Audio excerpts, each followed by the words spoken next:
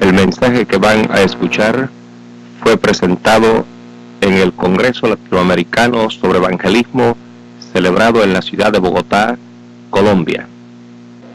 Regularmente durante el año celebra campañas en distintos países de Latinoamérica. Me place mucho presentar a Reverendo Gerardo de Ávila.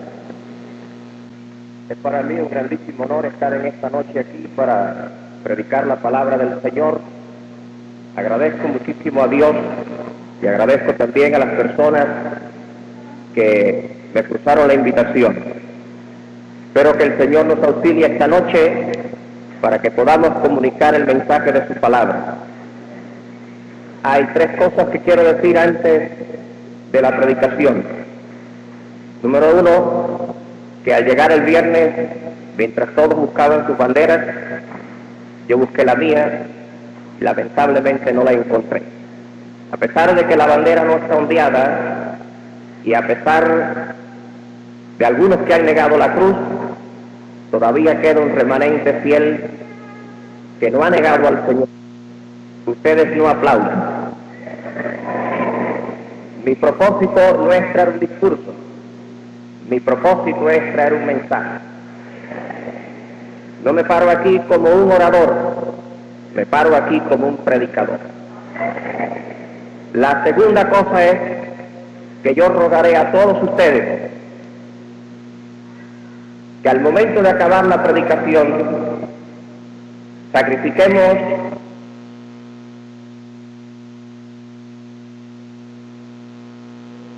para que arribemos a conclusiones negativas o positivas, quiera Dios que sean positivas, acerca de lo que el Señor me permita decirles a ustedes.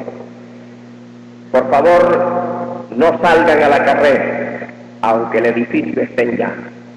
Tengamos un momento de oración. Nuestro buen Padre Celestial, te damos gracias infinitas por tu amor, por tu misericordia. Te damos gracias porque para siempre tú vives. Te damos gracias por todas tus bondades. Nos encomendamos a ti ahora, Señor, al cuidado de tu providencia, para que el ministerio de tu palabra nos bendiga. Nos rogamos en el nombre precioso de Jesucristo, a quien damos toda la honra y toda la gloria. Amén.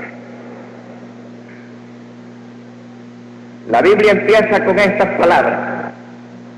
En el principio creó Dios los cielos y la tierra estaba desordenada y vacía, y las tinieblas estaban sobre la faz del abismo, y el Espíritu de Dios se movía sobre la faz de las aguas.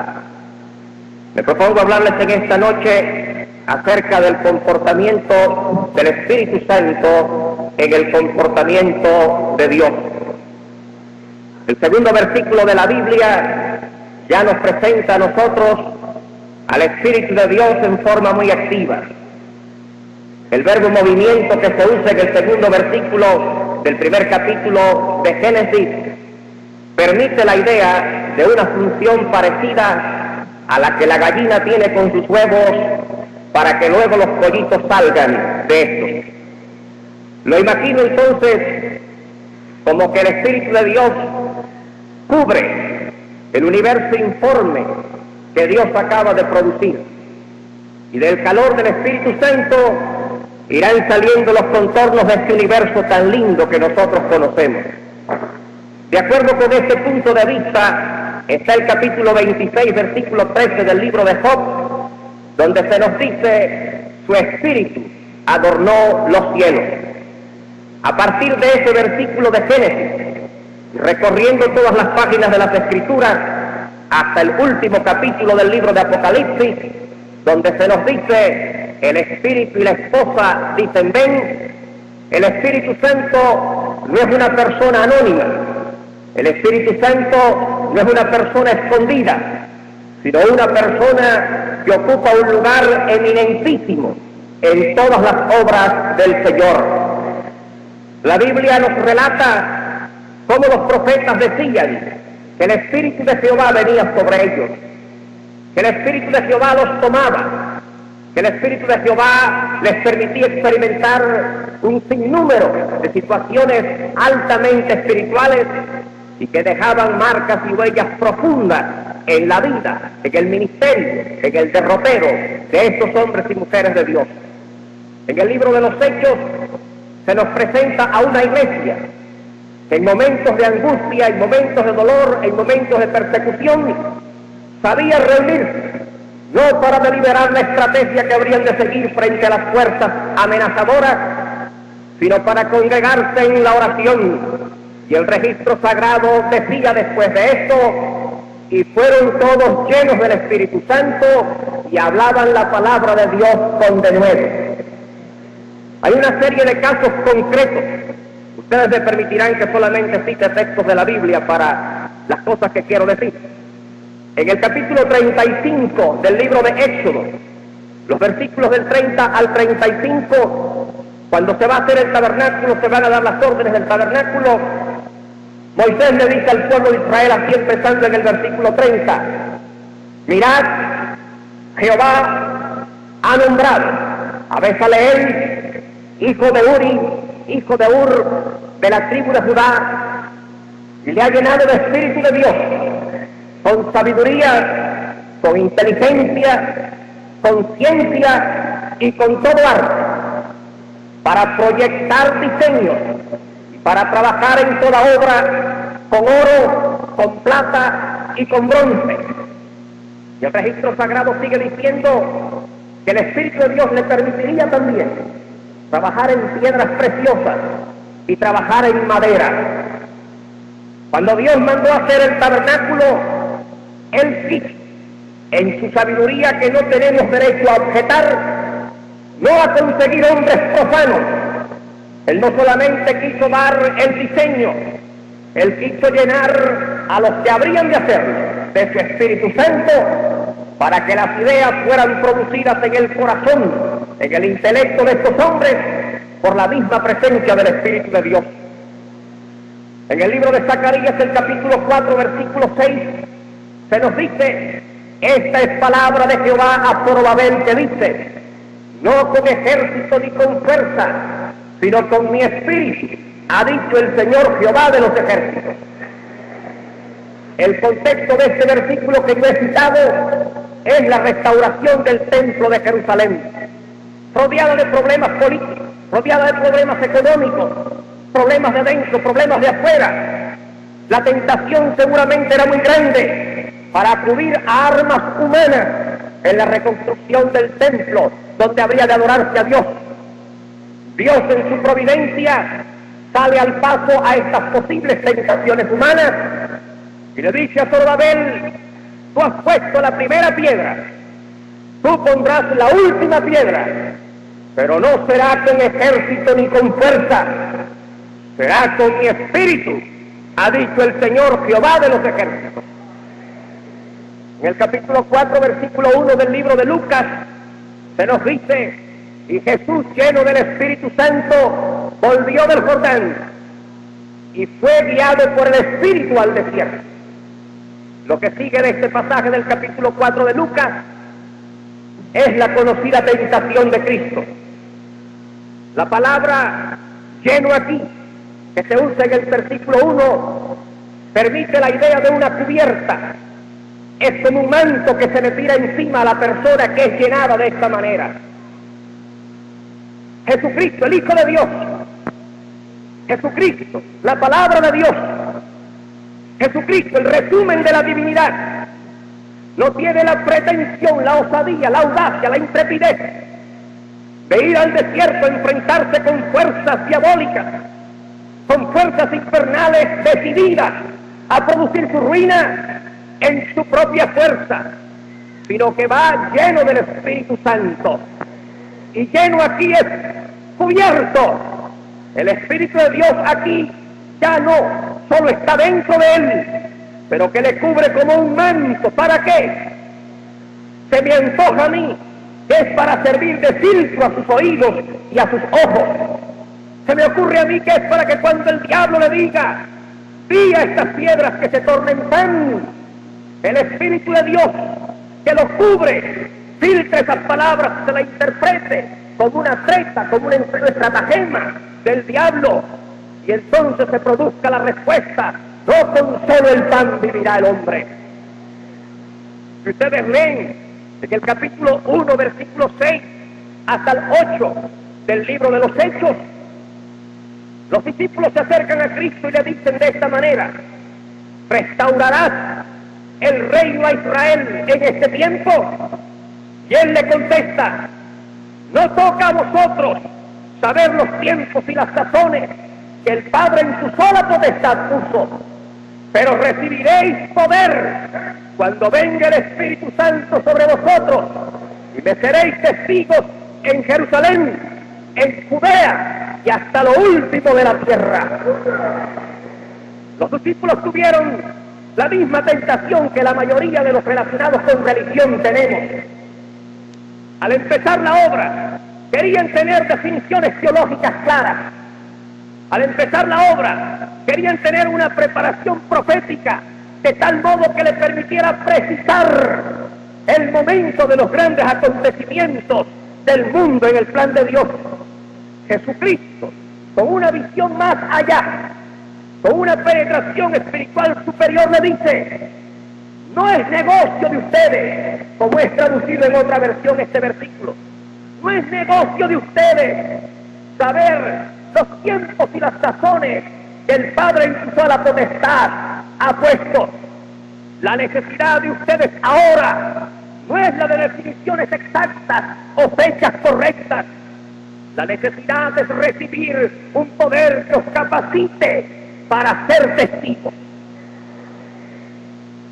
¿Qué clase de testigos? ¿Cuál es el uso que tiene la palabra allí? Jesucristo dice: vosotros seréis testigos. Y aunque se le ha tratado de dar muchísimas interpretaciones al descenso del Espíritu Santo el día de Pentecostés, según la opinión de Jesucristo, sin necesidad de interpretaciones, en forma escueta, directa, categórica es esta: recibiréis poder cuando venga el Espíritu Santo sobre vosotros y me seréis testigos. El descenso del Espíritu Santo no es para que la gente se ponga contenta, no es para que la gente se gloríe, es para que la gente sea capaz de dar el testimonio. Testimonio que en primer lugar sería comunicación verbal de hechos históricos, pero testimonio que en algunas oportunidades requeriría más que una confesión de fe, requeriría la dación de la vida, requeriría encontrarse entre la espada y la pared, requeriría enfrentarse a fuerzas muy superiores, requeriría afirmar la confesión no con un bolígrafo como hacemos ahora, pero con la misma sangre, para un testimonio que se pueda mantener vertical frente a cualquier exigencia de la vida, frente a exigencias espirituales, o frente a exigencias intelectuales, o frente a exigencias de cualquier naturaleza. Para poder mantener un testimonio cristiano vertical, hace falta algo más que definiciones correctas.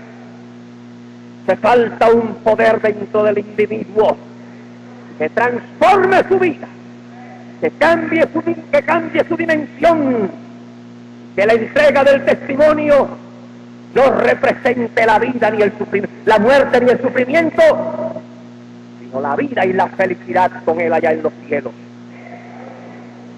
En el capítulo 13, versículo 2 del mismo libro de los Hechos, se nos dice, ministrando estos al Señor, el Espíritu Santo dijo: separadme a Bernabé y a Saulo para la obra para la cual yo los he apartado. Se podría discutir mucho en esto.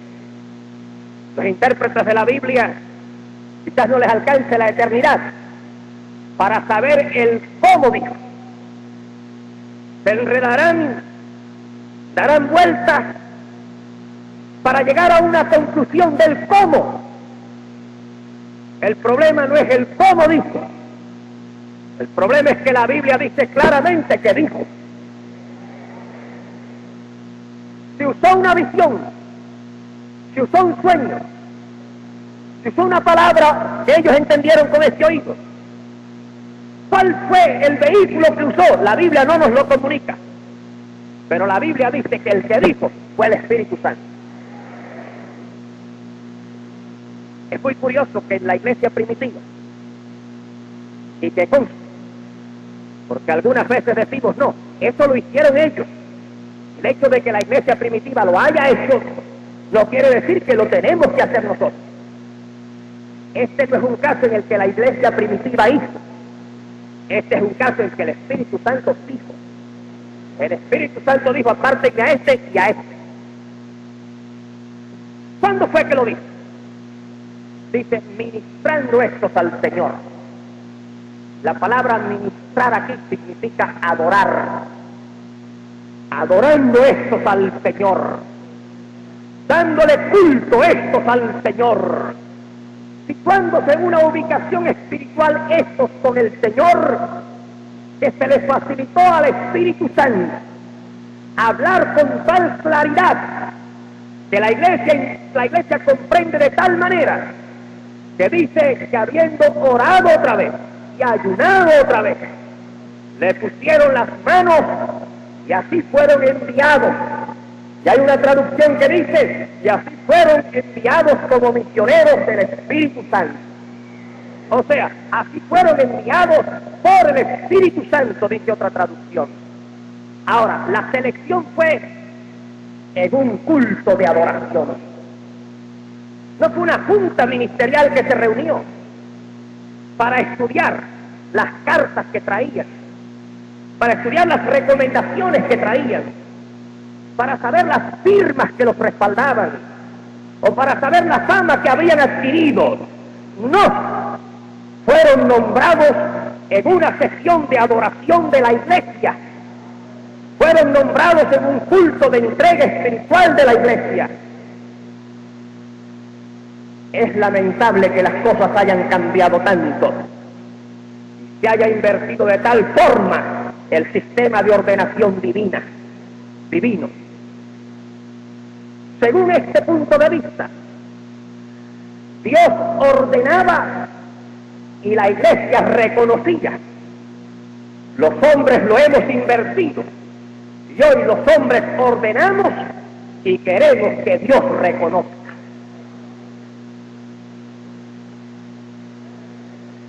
No esperamos que el Espíritu de Dios mande. Hoy, por ejemplo, si hay una necesidad, se estudia el clima del país, se estudian las vías de comunicación, la ciudad del país más estratégica, donde quizás hay mejores escuelas para los nenes, donde quizás hay hospitales buenos por si uno se enferma, y donde hay ciertas cosas, y entonces después que uno va al consulado, busca información en libros de historia, en libros de geografía, entonces el Señor lo llama a uno para servirle en ese campo.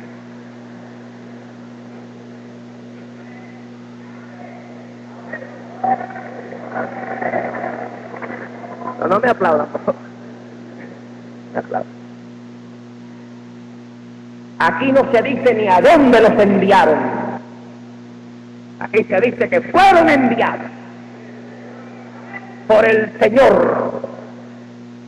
No es de extrañar que haya tanto fracaso ministerial. No es de extrañar que haya tanta gente que cuando llega al sitio, a pesar de todo lo que ha investigado, descubre que no era la voluntad del Señor y de allí se cambia para otro sitio. No es de extrañar que hayan tantos fracasos, tanta gente, que talmente parece que el Señor no acaba de decidir dónde ponerlos. Porque la voluntad de Dios en la vida de ellos cambia mucho. Generalmente tiene mucho que ver el clima, las condiciones y la relación que puedan mantener con otros compañeros en el lugar donde están trabajando. No solamente se hacía esto con los ministros. En el capítulo 6, versículo 3 del libro de los Hechos, dice así: y los apóstoles dijeron, hermanos, buscad 7 varones de entre vosotros, de buen testimonio, llenos del Espíritu Santo y de sabiduría, para que pongamos en este negocio. El negocio era el problema aquel de las viudas griegas y judías, ¿de acuerdo? Que unas decían a ella le dieron más harina porque es judía, y a mí me dieron menos pescado porque saben que yo soy una judía helénica, y el que reparte el pescado pues no le caemos muy bien porque dice que tenemos que venir nosotros a buscar aquí, que nos vayamos desde el lugar donde nosotros vinimos. Y trajeron el problema a los apóstoles. La primer trampa del diablo para sacar al ministro del altar y meterlo en trabajos seculares. La primer trampa del diablo para hacer del ministro un servidor de mesas y no un servidor del altar. Los apóstoles llenos del Espíritu Santo dijeron, no es bueno que nosotros sirvamos a las mesas y dejemos la oración. Búsquense 7 varones llenos de Espíritu Santo, de buen testimonio y de sabiduría, con el perdón de todos los distinguidos diáconos que puedan estar esta noche aquí, con el respeto del criterio que en todas las denominaciones aquí representadas se tenga de lo que es la función de un diácono. Déjenme decirles esto: los primeros 7 diáconos no fueron nombrados para cosas eclesiásticas, ni para asuntos administrativos, en el sentido profesional que se le da a esa palabra hoy. Fueron nombrados para repartir los frijoles, diríamos los cubanos, o para repartir, como dicen los de mi patria adoptiva, Puerto Rico, el arroz y las habichuelas. En otras palabras, lo que iban a determinar era que cada viuda, si a la viuda con 2 hijos se le iba a dar 1 libra de harina, lo único que tenían que determinar es que cada una cogiera un paquetito del mismo tamaño. Y para eso no hace falta ni sacar cuentas, porque en Cuba los guajitos, cuando vendían pollo, ni los pesaban, lo cogían así, le hacían así, decían 2 libras vale tanto, si lo quería, si no, no lo quería. Entonces lo único que tendrían que hacer era coger 2 montoncitos de harina y que tuvieran el mismo peso. Y los requisitos que ponen son estos: para repartir arroz y habichuelas, buen testimonio, llenos de Espíritu Santo y llenos de sabiduría, porque hasta para repartir el arroz y las habichuelas del reino hace falta un buen testimonio, hace falta la sabiduría y hace falta estar llenos del Espíritu Santo. Uno no tiene que ser tan inteligente para darse cuenta porque hay tantos problemas. Si esta gente, para repartir la comida que perecía, ponían estos requisitos, y hoy, para repartir la comida que a vida eterna permanece, no hace falta casi nada. El asunto es espiritual, de lleno del Espíritu Santo. Eso está en el último lugar de la solicitud, si es que queda espacio para ponerlo. Los requisitos son requisitos puramente humanos, puramente intelectuales. Debe de tener unos grados. Si el grado es en ciencias sociales, mejor todavía, por la situación en que vivimos. Pastor de una iglesia grande, en su predicación del domingo por la mañana dijo: el problema más grande al que se enfrenta la iglesia es el problema del racismo. Otro señor, otro predicador, desde su templo, en un culto transmitido por radio, dijo: el problema más grande con el que nosotros nos enfrentamos es el problema de la inflación. Con razón hacen falta grados en ciencias sociales o en ciencias políticas, y ese es el sentido que tenemos del trabajo. No es de extrañar entonces que haya tanto problema cuando el ministerio del siglo XX no tiene requerimientos espirituales en muchos lugares. Cuando el ministerio del siglo XX, el requerimiento en muchos casos es principalmente un requerimiento intelectual contra el que yo no tengo nada. Pero difícil le hubiera sido a Jesucristo ser nombrado pastor de alguna iglesia hoy, o haber sido mandado misionero a algún lugar. Si yo me fundamento en los hechos, no es una crítica loca. Ese fue el problema de Cristo con los fariseos.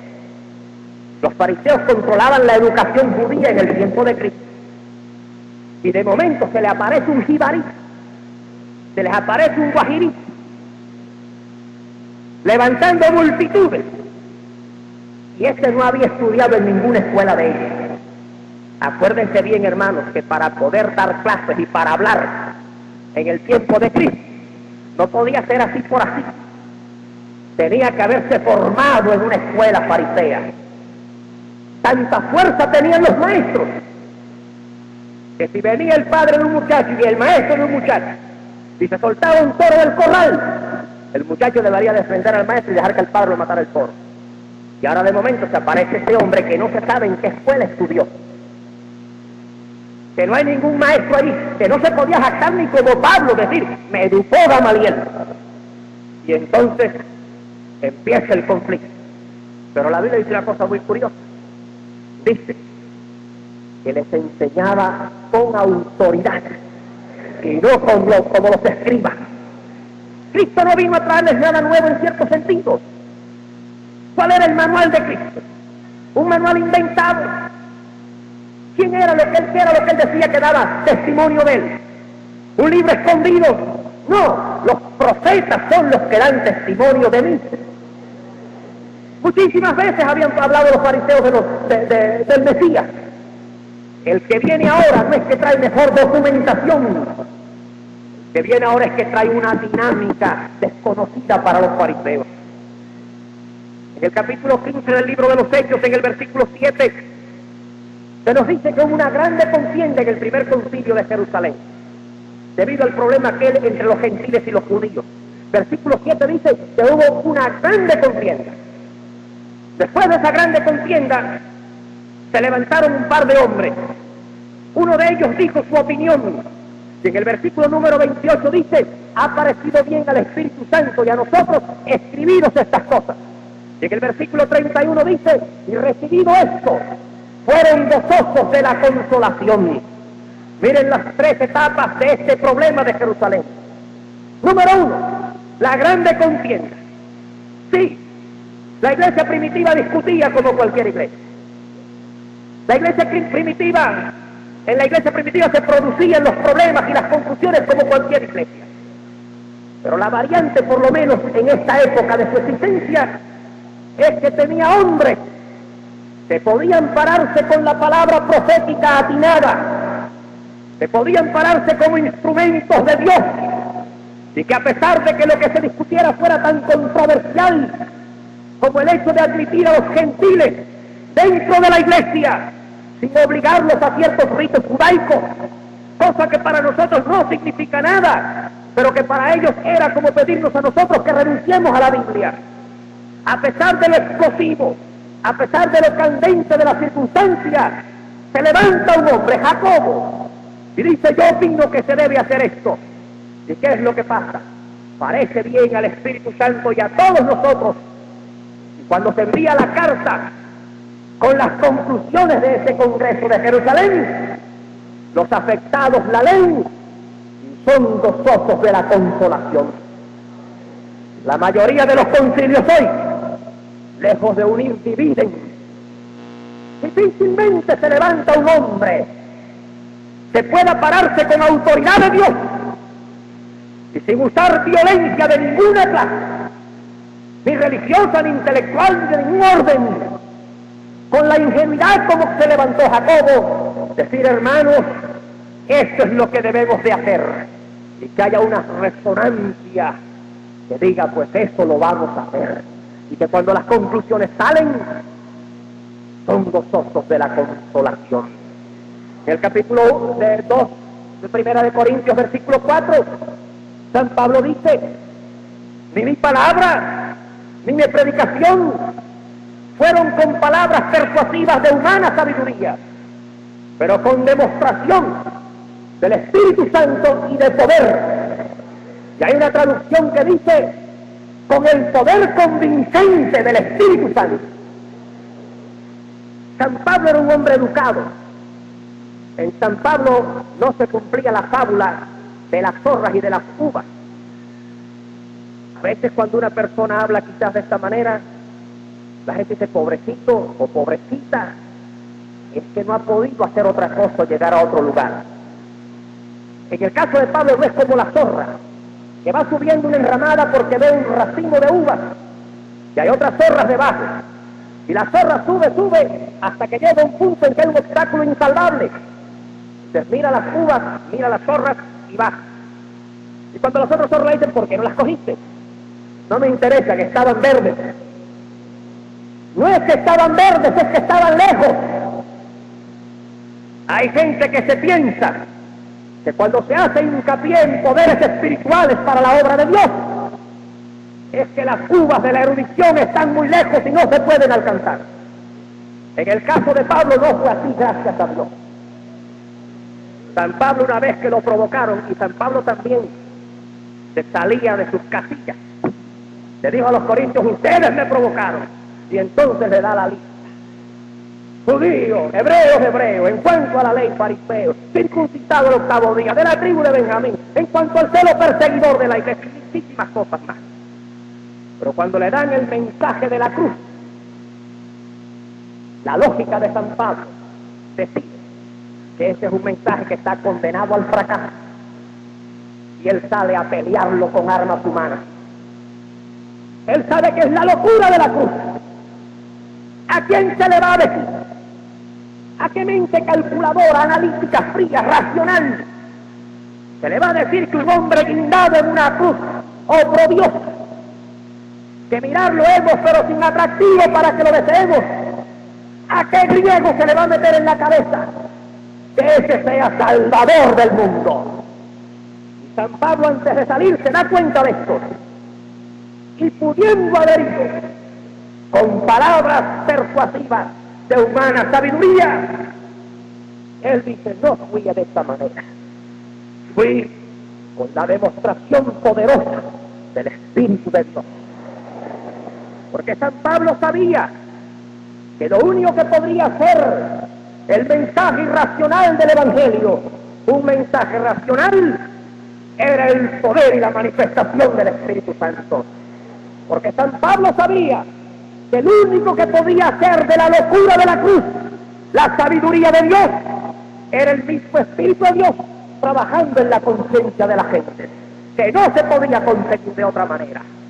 Y San Pablo entonces dice, lo prediqué con demostración del Espíritu Santo y con poder. Bendito sea el nombre del Señor. En el capítulo 6, versículo 18 del libro de Efesios, San Pablo dice, orando en todo tiempo, con toda precaución y súplica en el Espíritu. ¿Por qué San Pablo dice, orando en el Espíritu? En lo que empecé del versículo 18 del capítulo 6 de Efesios, San Pablo ha dicho, no tenemos lucha contra carne y sangre, sino contra principados, contra potestades, contra señores del mundo, contra malicias espirituales en los aires. Por tanto, tomad toda la armadura de Dios, para que podáis estar firmes, habiéndolo acabado todo. Y resume diciendo, orando en todo tiempo, con toda precaución y súplica en el Espíritu. La oración hoy se ha vuelto, el culto de oración hoy, en muchísimos lugares ya ni existe. Y en los que existen, son 4 o 5 que se reúnen, y se reúnen muchos, a veces se convierte en un acto social, o se convierte en un concurso de discursos religiosos, en el que la persona está más preocupada de los perfiles de su oración que encontrarse de frente a frente con Dios. ¿Por qué es que la oración, el culto de oración se ha tornado así? Porque es una oración calculada, fría, indiferente, sin proyección exacta. El apóstol San Pablo, al decir malicias espirituales en los aires, la palabra aire tiene un sentido allí muy interesante. Los griegos tenían una palabra aire para el aire que está desde la superficie de la tierra hasta más o menos 6.000 pies de esta. Y tenían otra palabra para el aire que está de los 6.000 pies más o menos hacia arriba, hacia el espacio exterior. La palabra aire que San Pablo usa aquí es la primera. El aire inmediato a la tierra, el aire que cubre a la tierra. Al él decir malicias espirituales en los aires, San Pablo establece, según mi criterio, un concepto de contaminación del aire, pero no el concepto moderno de la contaminación química del aire, sino el concepto antiguo que empezó a raíz de la caída del hombre, la contaminación espiritual del aire, un cinturón asfixiante de malicias espirituales, de agentes diabólicos. Dicho entre paréntesis, yo doy gracias al Señor con toda humildad que Él todavía me permite creer en la existencia del diablo y de los demonios, esas cosas malas que andan sueltas por ahí. Ese aire infectado de malicias espirituales es una posición intermedia entre el hombre y el cielo de Dios. El hombre en la tierra, rodeado de un aire espiritualmente contaminado, y Dios más allá de ese aire.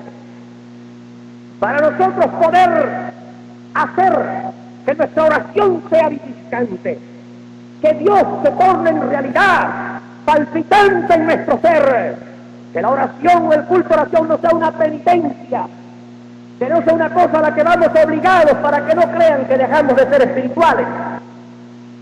Para poder tener esa vida hace falta perforar el cielo, o ese cielo del infierno. El capítulo 10 del libro de Daniel se nos dice lo siguiente: que se aparece un ángel o un mensajero del cielo a donde está Daniel. Le dice: desde el día que dispusiste tu corazón para buscar a Dios, tus palabras fueron oídas y yo he venido para darte la respuesta. Pero el príncipe del imperio de Persia se le opuso por 21 días. Yo respeto todas las interpretaciones de ese pasaje. Para mí eso fue una realidad. Para mí se produjo una real batalla en fuerzas infernales, con fuerzas diabólicas, que a un mensajero de Dios le cuesta 21 días llegar a la tierra para darle el mensaje a un siervo de Dios. Perdonen la ingenuidad mía al yo creer que eso es un hecho real, que es un mensajero de Dios en batalla campal como un mensajero de las tinieblas para impedir que la respuesta se produzca. Por eso es que dice Pablo, en el Espíritu, porque tenemos que perforar fuerzas inmensas de maldad. Por eso es que después de la lucha, después de un tiempo de rodillas delante de Dios, empezamos a notar que nos sentimos más ligeros y que respiramos con más facilidad. Llegamos a una dimensión de claridad. Hemos horadado el cielo del diablo para que la luz del cielo de Dios se proyecte sobre la tierra. Y entonces establecemos lo que en sentido estrictamente bíblico es comunión con Dios. Entonces es que la oración nos lleva a regiones celestiales en Cristo Jesús. Entonces ya la oración no queremos acabarla. Entonces nos podemos amanecer. Se nos olvida que hay que acabar a las 9:30. Se nos olvida que mañana hay que trabajar. Se nos olvida todo. Porque hemos dejado de estar en la tierra de las preocupaciones para estar en el reino de las soluciones. Bendito sea el nombre del Señor. Pero hace falta hacerlo de esta manera. Una idea más nada más sobre esto. ¿Se han dado cuenta ustedes que una persona puede ver una película de 2 horas sin acordarse lo más mínimo que la renta no la ha pagado, y sin acordarse que el seguro del carro todavía no lo ha pagado, y sin acordarse que mañana tiene que trabajar más temprano? ¿Se han dado cuenta que una persona puede estar 3 horas delante de la televisión, incluyendo comerciales y todo, y no darse ni cuenta de que el reloj camina? ¿Se han dado cuenta que una persona puede coger un periódico y leer hasta los anuncios clasificados sin darse cuenta que el tiempo pasa? ¿Se han fijado ustedes qué difícil es leer la Biblia? ¿Se han fijado ustedes que leemos un salmito a la carrera? ¿Se han fijado ustedes que hacemos una oración matemática calculada y ahí se acaba todo? Sí, es porque orar, leer la Biblia y hacer cualquier cosa supuestamente espiritual sin el apoyo espiritual es más pesado que hacer cualquier cosa del mundo, porque hay fuerzas espirituales de maldad. Pero bien, teniendo naturalmente que resumir, que correr, porque no quiero que nadie se me vaya antes de yo acabar. En el capítulo 5, versículo 5 de Romanos dice, porque el amor de Dios está derramado en nuestros corazones por el Espíritu Santo que nos es dado. Hablamos nosotros de igualdad social. Y yo he querido meter al Espíritu Santo en todos los renglones de la iglesia. No he querido meterlo, lo he encontrado en la Biblia. El problema de la igualdad social no es tan fácil como la gente cree, que 2 por 2 son 4. No. La iglesia a veces pretende proclamar una igualdad social que ella misma no practica. Estuve en un lugar donde había una casa dedicada para que pasaran los siervos del Señor 2 o 3 días cuando estaban de paso por esa ciudad o cuando venían a ella de lugares distantes a hacer sus compras. Yo supe que 2 hermanos indios usaban esta palabra sin ninguna connotación de humillación, sino con toda la dignidad que tiene, porque todas las razas son iguales. Pero habían 2 indios que habían llegado allí. Cuando yo quise hablar con ellos, no me llevaron a una de las habitaciones que se tienen para los siervos del Señor en tránsito. Me llevaron a un cuartucho oscuro en el patio de esa casa. Y tirados en el suelo, me costó trabajo distinguir sus rostros por la oscuridad. Y eran hermanos que habían venido del campo. ¿Cómo se puede hablar de igualdad social? Y la gente que la habla no cree en esa igualdad. ¿Por qué no se le dio una cama con sábanas limpias? ¿Por qué no se le puso luz allí? ¿Y por qué no se le puso una jarra con agua? Yo estuve en otro lugar. Llego allí, al lado del templo bastante regular, hay una casa muy buena, vacía, donde me alojan. En el patio de la casa hay una choza miserable. En esa choza miserable vivía el pastor. Hacían la comida con un reverbero, un recipiente que contiene alcohol con una mesa. Y para poderla hacer a prisa, el resto se hacía en el patio, poniendo la olla sobre 3 piedras. Yo le pregunté al pastor, ¿y por qué tú no vives en esa casa? Y me dijo, bueno, porque esa es cuando venga fulano de tal, un siervo del Señor. Cuando llegara un siervo del Señor, que parece que él no era siervo del Señor, la casa vacía, empolvada, destruyéndose. Y le pregunté a personas responsables de esta organización, ¿y por qué no le dije nada al pastor? Porque lo que iba a hacer era amargarlo. Me callé, pero fui a hablar con la persona que sí podría decidir quizás. ¿Por qué no le dan esa casa? Oh, porque esa la está pagando la organización y él no tiene con qué pagarlo. Le digo, entonces, ¿usted cree que si uno tiene un vaso de leche que uno ha pagado y hay un hermano que no tiene con qué comprar el vaso de leche, usted prefiere que se corte la leche o botar la leche antes de dársela a ese hermano? Difícilmente pueden demostrar igualdad social, no importa lo que predique. Yo he estado en lugares de que en la mayoría de los sitios es así, donde los que dirigen la obra tienen a una o a 2 hermanas empleadas en la casa, y a la hora de la comida se sientan todos los siervos del Señor, los que dirigen la obra, en la mesa. Le dan un plato a la hermana y la mandan para la cocina que se lo coma ya. Y si no quedó satisfecha, mala suerte. Luego vienen al culto, y a lo mejor la hermana es presidenta de las damas, o qué sé yo qué cosa, y la hermana dirige los himnos y lee la Biblia, y juntos adoran al Señor. ¿Es que acaso comer la comida que perece tiene más dignidad que comer la comida que a vida eterna permanece?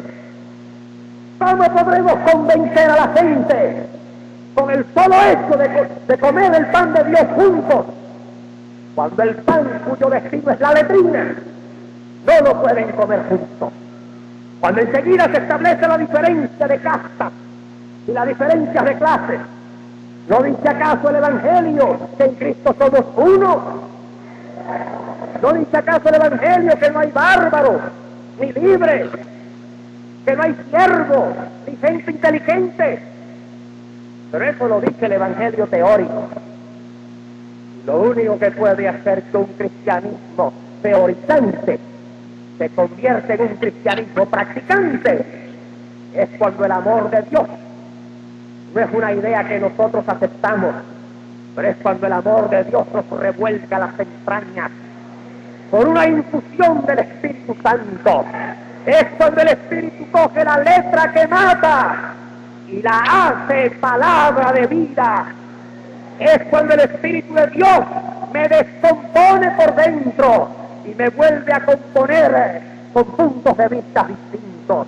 Es cuando el amor de Dios, en esos ríos de agua viva que dice la Biblia que el creyente experimentaría cuando el Espíritu de Dios viniera sobre él, me hace no solamente aceptar que son iguales, pero que sentimos iguales, gloria al nombre del Señor.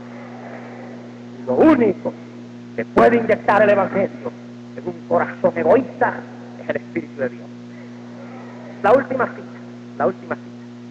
En el capítulo 8 del libro de Romanos, versículo 11, dice que el Espíritu del que levantó a Jesús de los muertos mora en vosotros. El que levantó a Cristo Jesús entre los muertos vivificará vuestros cuerpos mortales por su Espíritu que obra en vosotros. Permítanme que yo dé una solución o una respuesta tan simple como esta. El avivamiento que estamos buscando, o si se quiere el término nuevo, la renovación que estamos buscando, que tiene menos tintes religiosos, la renovación que estamos buscando, o el avivamiento que estamos buscando, que es más lindo decirlo así, aunque repito el otro término. El único que lo puede conseguir, no importa lo que uno haga. Y aquí me arriesgo a ganarme el grado de estúpido y de ignorante. No importa lo que haga la iglesia organizada, el único capaz de avivarla es el Espíritu Santo del Señor. Y miren el argumento de Pablo. Él dice, si el Espíritu del que levantó a Jesús entre los muertos mora en vosotros, el que levantó a Cristo Jesús entre los muertos vivificará vuestros cuerpos mortales. Generalmente ese texto se usa para la resurrección, pero no es así, según mi opinión. San Pablo usa palabras que no permiten aplicarlo a la resurrección. San Pablo usa la resurrección de Cristo como argumento no para la resurrección del cristiano. Porque él dice, si el que resucitó a Jesús, o sea, de los muertos, Cristo muerto, vivificará vuestros cuerpos mortales.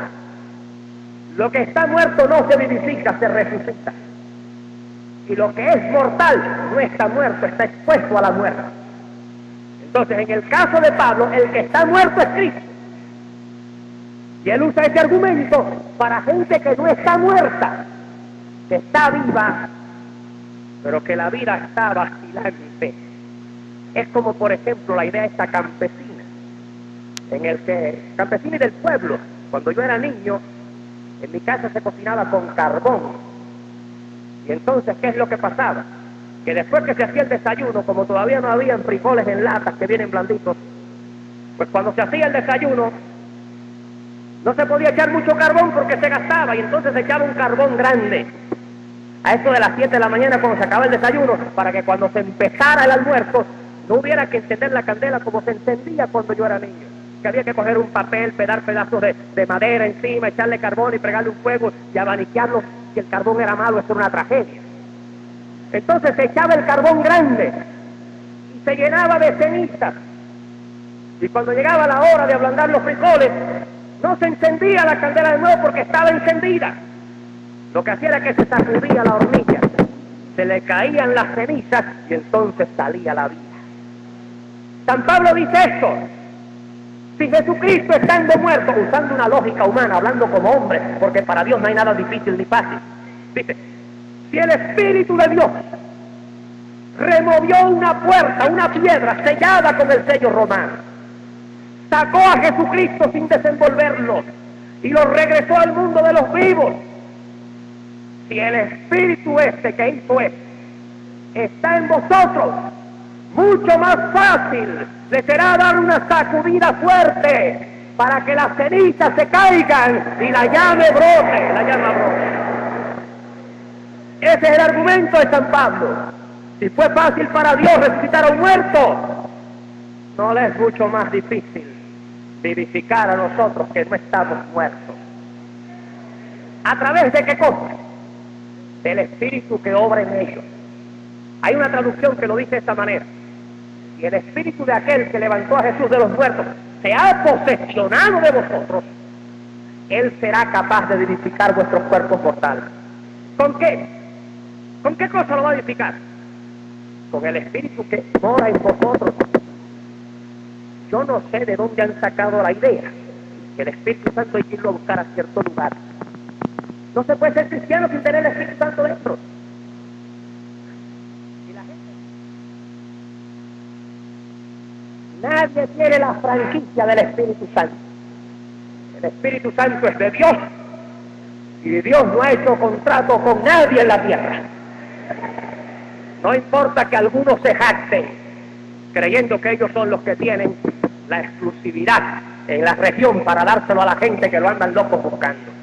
No, el Espíritu Santo está en el corazón del creyente. Pero miren ahora unido con esto.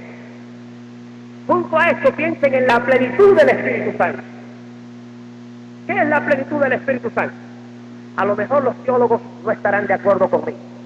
Como yo no soy teólogo, me puedo dar el lujo, sin correr riesgo de perder prestigio, de desviarme.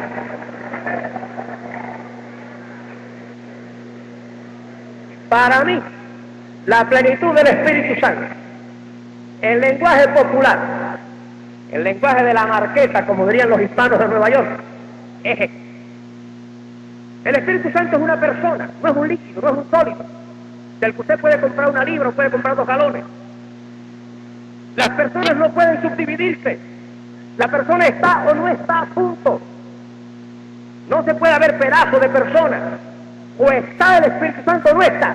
Y si no está, no somos de Cristo. Si somos de Cristo, está. Entonces la plenitud no es que hay una gente a la que le dieron mucho y otros por acá miserables ya hemos recibido la mitad y queremos que nos den lo que falta. No es eso. El Espíritu Santo, la plenitud, según mi idea, no es recibir más del Espíritu Santo. Es que el Espíritu Santo reciba más de nosotros. Dejen de ponérselo en esta ilustración inventada por mí también. Cuando yo voy a las casas, generalmente todas las casas con las que yo tengo relación, yo nunca me quedo sentado en la sala. Yo me meto por la cocina y destapo las ollas y veo lo que están cocinando. Así yo me siento con la gente. Pero hay lugares donde yo no puedo hacer eso. Me tengo que quedar sentado en la sala y a veces ni me atrevo a pedir agua o a preguntar por otra cosa. Pues miren, esto es así. Hay gente que cuando uno va a su casa, lo mantienen en la sala y de ahí no lo sacan. Se forma el corre-corre, se cierran los cuartos porque las camas no están tendidas, se cierra la cocina porque la loza no ha sido lavada, se cierra el cuarto de los nenes porque los juguetes están regados. Y allí nos reciben en la sala nada más, y si pedimos agua, abren la puerta de la cocina con cuidado, se meten y la cierran otra vez.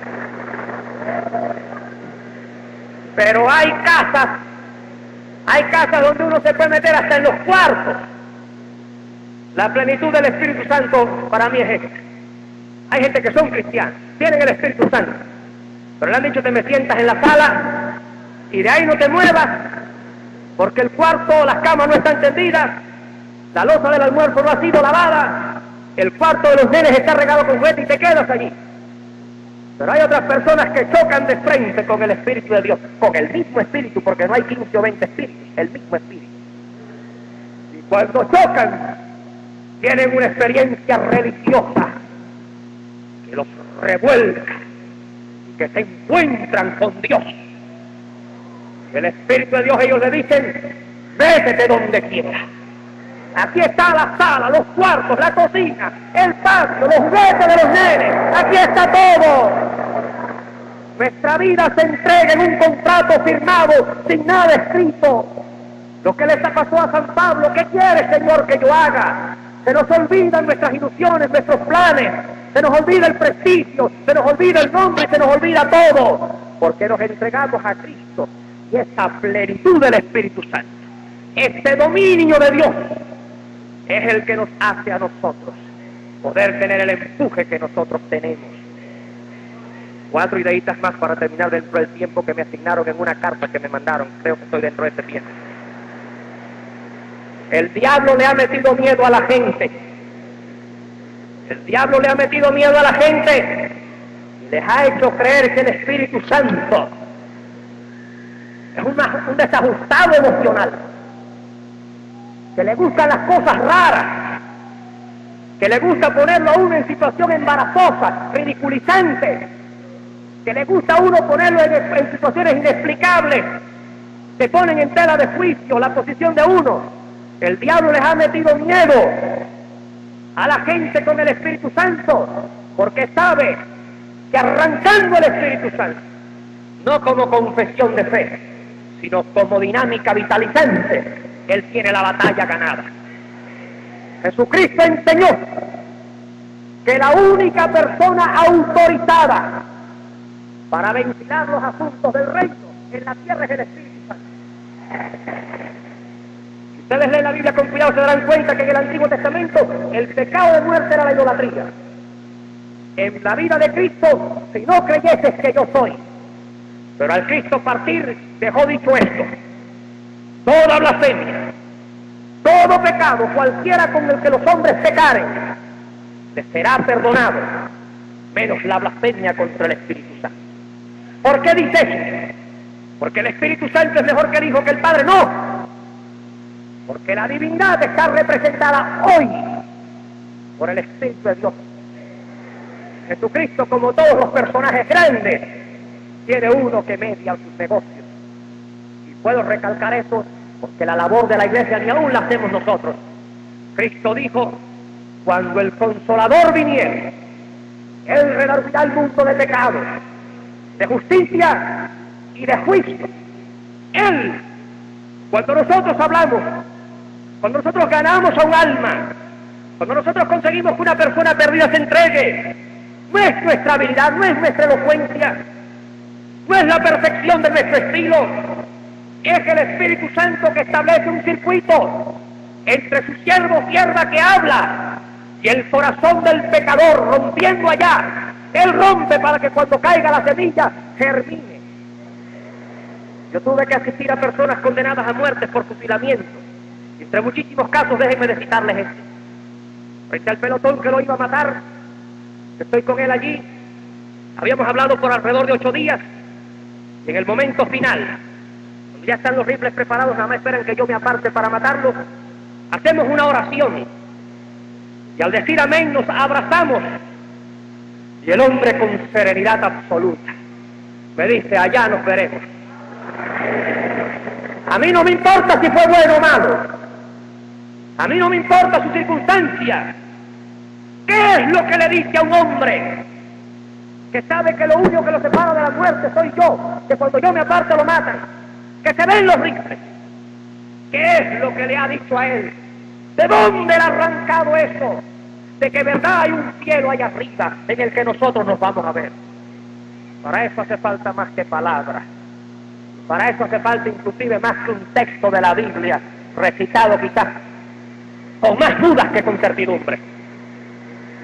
Bien, hermanos, frente a esto, Jesucristo, para prevenir el temor que el diablo metería, dijo: ¿qué padre hay de vosotros que si su hijo le pidiera un huevo o un pez o pan, le va a dar una piedra o un escorpión? Si vosotros, siendo malos, sabéis dar buenas dádivas a vuestros hijos, cuánto más vuestro Padre que está en los cielos nos dará el Espíritu Santo a todos aquellos que lo pidieren de Él. El problema es que nosotros no nos conformamos con que nos dé el huevo. Nosotros queremos decirle la clase de envase en que queremos que nos ponga el huevo. Nosotros no nos atrevemos a confiar en que Él nos dará un huevo. Queremos que nos lo ponga ¿dónde? Queremos que nos lo ponga en un envase bonito, porque nuestro mensaje no es tan loco como el de San Pablo. Nosotros somos gente culta, que tenemos cultos elegantes, no de borrachos como los que tuvieron el día de Pentecostés. Nuestros cultos tienen que ser lindos, porque ¿qué dirá la gente? Nosotros estamos en una época demasiado avanzada para darnos el lujo que se dieron los primeros apóstoles cuando dijeron: estos están llenos de mostos. Tengamos el valor, hermanos, sin trabas de ninguna clase. Yo me he cuidado de no citar aquí la declaración de fe de nadie. Yo me he cuidado de no citar aquí ninguna cosa que no sea un texto de la Biblia. Entreguémonos a Dios sin miedo. Que si le pedimos un huevo, no nos va a dar un escorpión. Que si le pedimos pan, no nos va a dar una piedra. Abrámonos a Él. Dejemos que Él nos lo dé. Dejémoslo que Él nos mueva. Si queremos cambiar al mundo, no pretendamos cambiar a Dios. Dios ha actuado así siempre. Si vamos a cambiar al mundo, no tratemos de cambiar a Dios. Padre nuestro, te damos gracias por tu amor. Y te damos gracias por la Biblia. Te damos gracias por tu palabra, que está por sobre toda otra palabra. Y te damos gracias por tu amor. Y te damos gracias por tu espíritu. Y te rogamos que tú nos lo des, Señor. No solamente como el que nos dice que somos salvos, pero como una fuerza arrolladora dentro de nosotros, que nos capacite, oh Señor, para revolcar este mundo, que nos capacite, oh Señor, para poner a un lado el prestigio, el dinero, el tiempo, la honra, la vida, y que nosotros como ministros llameantes, como ministros encendidos, podamos salir, oh Padre Celestial, a la conquista de este mundo, Padre Santo. Oh Padre Celestial, bendícenos, ayúdanos, apiádate de nosotros, oh Señor. Glorifica, oh Padre Santo, tu nombre, en el nombre de Jesucristo. Amén, amén.